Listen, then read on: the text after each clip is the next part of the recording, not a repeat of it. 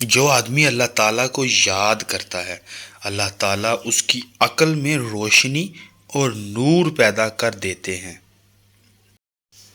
گلا گھٹنے سے پہلے سانس لے لو اور موت کے ہانکنے کی تکلیف سے پہلے اللہ تعالیٰ کے حکم ماننے والے بن جاؤ۔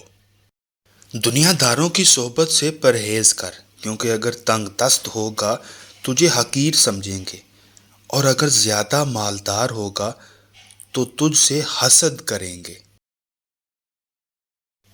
صلح رحمی کرنے سے بہت سی نعمتیں ملتی ہیں، اور قطع رحمی سے طرح طرح کی تکالیف اور عذاب آتے ہیں۔ جو آدمی اپنا راز نہیں رکھ پاتا، وہ دوسروں کا کوئی راز کس طرح محفوظ رکھ سکتا ہے؟ یاد الہی سے دل میں نور پیدا ہوتا ہے اور اس کی رحمت نازل ہوتی ہے۔ جو آدمی اپنی قدر آپ نہیں جانتا تو کوئی دوسرا آدمی بھی اس کی قدر نہیں پہچانتا۔ آدمی کی عزت مال سے، بزرگی دین سے اور مروت حسن خلق سے ہے۔ جو آدمی اللہ تعالیٰ کی بارگاہ میں عزت پا لیتا ہے، اسے کوئی غالب سے غالب بھی ذلیل و رسوا نہیں کر سکتا۔ عقل مند وہ ہے جو اپنی زبان کو عیب سے بچائے، اور مومن وہ جس کا دل شک سے پاک ہو۔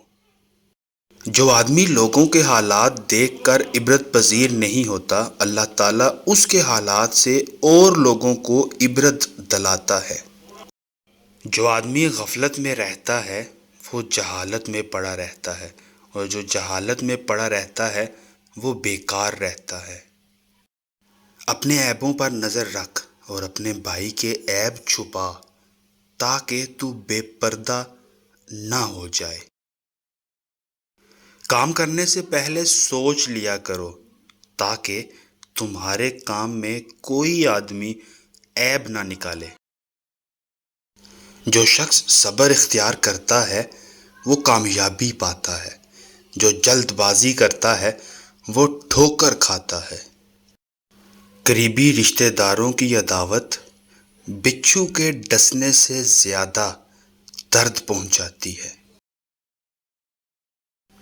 سب سے بہترین عبادت یہ ہے کہ انسان مصیبت میں صبر کر کے اللہ تعالیٰ کی طرف سے مدد کا منتظر رہے۔ جو آدمی دوسرے لوگوں کے عیب کی تلاش میں رہتا ہے، اللہ تعالیٰ اس کے عیب ظاہر کر دیتے ہیں۔